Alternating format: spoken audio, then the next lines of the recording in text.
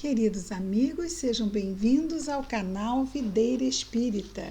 Meu nome é Cristina Brito e este é o programa Gotas do Evangelho.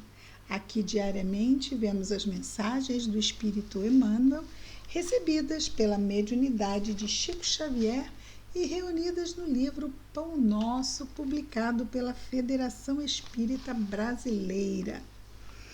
Vamos ver hoje a mensagem de número 177. O título é bem interessante. Qual não é? Mas este.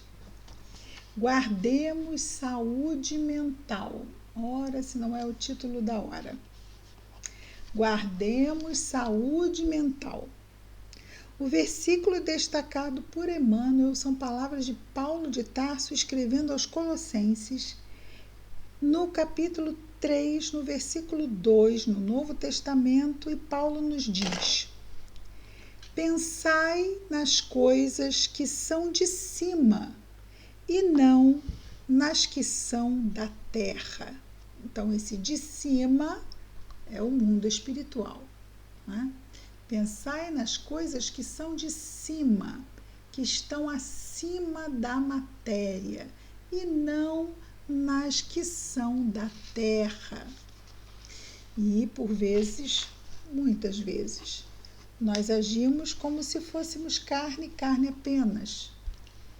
Não agimos de conformidade com a realidade de que tudo o que fazemos aqui irá conosco como bagagem, as suas repercussões morais do que fazemos aqui, do uso do nosso livre-arbítrio, irá conosco para o mundo espiritual e nos dará uma determinada, já nos dá uma determinada vibração mental que vai responder pela vibração do perispírito, do corpo espiritual, e que devido a esta vibração, a nossa posição no retorno ao mundo espiritual poderá ser em esferas mais altas, medianas ou mais inferiores.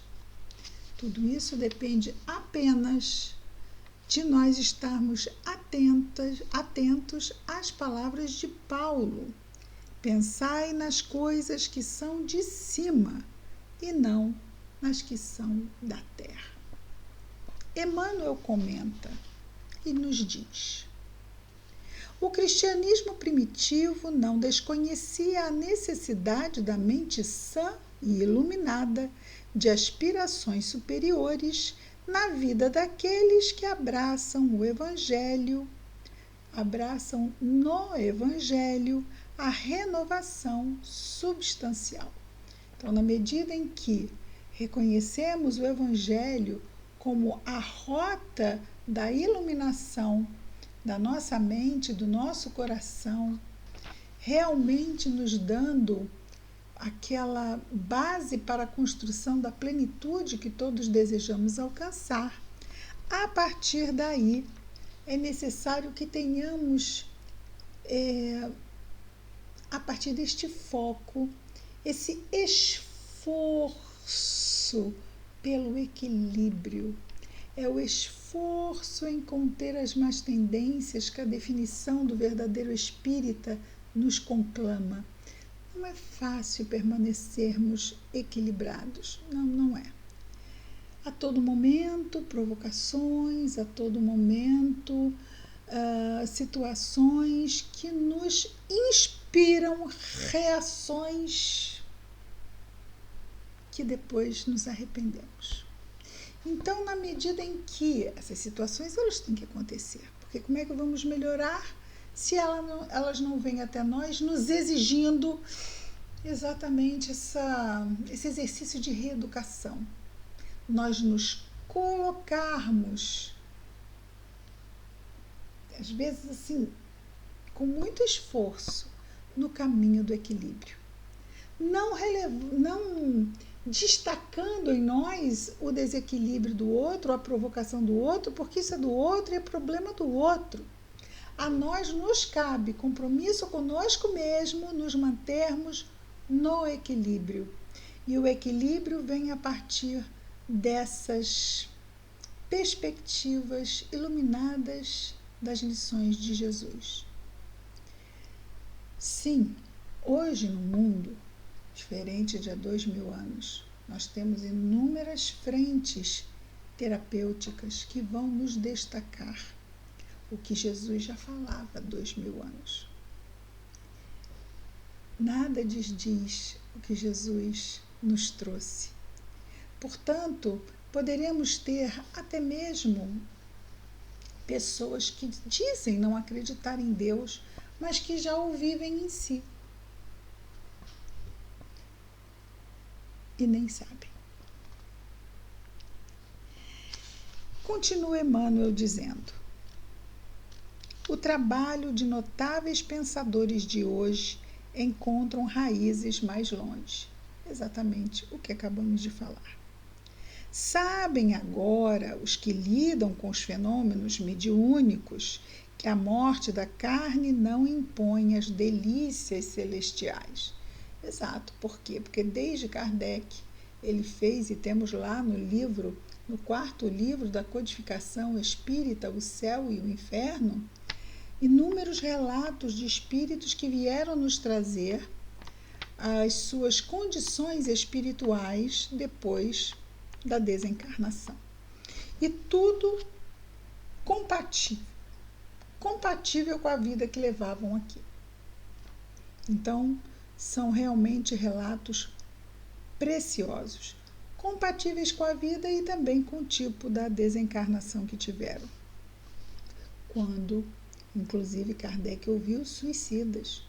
Temos lá, em O Céu e o Inferno. O homem encontra-se, além do túmulo, com as virtudes e defeitos, ideais e vícios a que se consagrava no corpo físico. O criminoso prende-se ao círculo dos próprios delitos quando não se algema aos parceiros na falta cometida. Ou seja, além de ele estar preso aos próprios delitos, por causa da sua própria consciência, muitas vezes ele ainda tem essa questão agravada com o vínculo, vamos dizer, construído com outras entidades, não é? Encarnadas e desencarnadas no seu delito. Emmanuel continua dizendo: o avarento, depois da desencarnação, está preso aos bens supérfluos que abusivamente amontoou. Isso nos faz lembrar a história do tesouro do castelo contado no livro Nas Telas do Infinito. Essa história é do espírito Camilo Castelo Branco e foi recebida pela mediunidade de Dona Ivone. Imperdível. É uma das minhas preferidas, ela tem um toque de humor nessa história de casa assombrada por um espírito, um nobre que vivia num castelo. Era uma casa nobre, não é? Para nós aqui é castelo, né?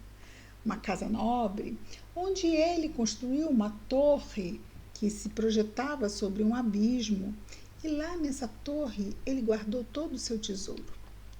Dividiu esse castelo em 2 e, quando morreu, deixou de herança para uma prima, que ele gostou muito dela na sua juventude, mas acabaram por não casar, e dividiu o castelo em 2 e disse que se ela poderia viver num lado do castelo, mas se passasse para o outro, que era exatamente o que tinha a torre, que ela perderia toda a herança.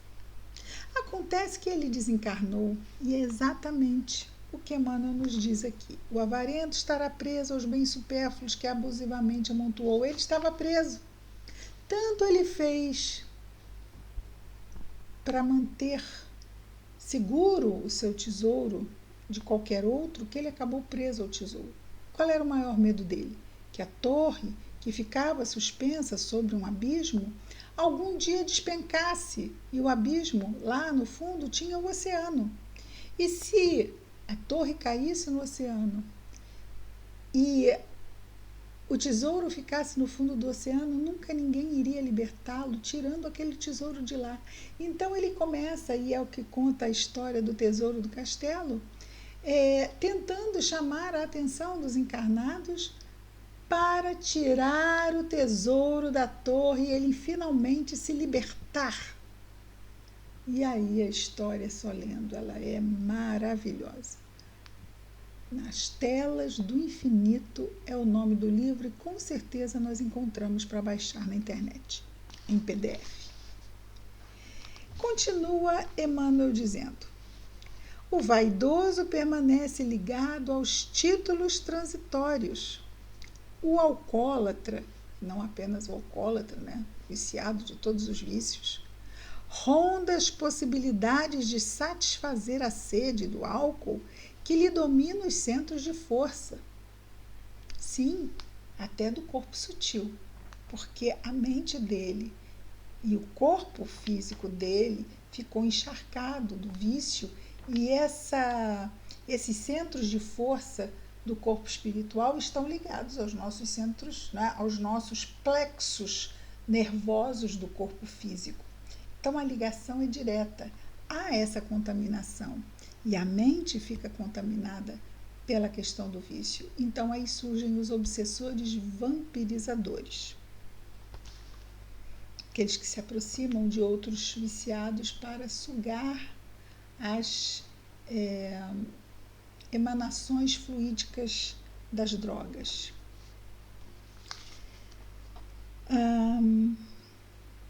Quem se apaixona pelas organizações caprichosas do eu, e aqui leia-se como eu, o ego, não é? O ego é a nossa parte psíquica que está ligada à personalidade.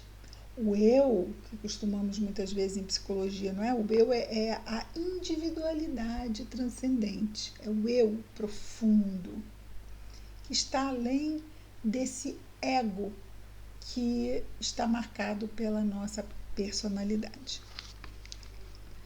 Então, quem se apaixona pelas organizações caprichosas, vamos substituir pelo ego, gasta longos dias para desfazer as teias de ilusão em que se lhe segrega a personalidade.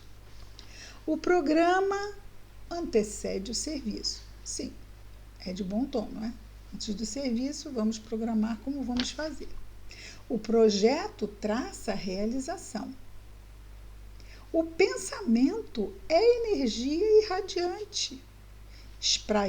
Espraiemo-lo na terra, ou seja, se espalharmos o nosso pensamento aqui na materialidade e prender-nos-emos naturalmente ao chão. Elevemo-lo para o alto e conquistaremos. Elevemo-lo quem? Pensamento, que é força radiante. Elevemo-lo para o alto e conquistaremos a espiritualidade sublime. Nosso espírito, conclui Emmanuel, residirá onde projetarmos nossos pensamentos, alicerces vivos do bem e do mal.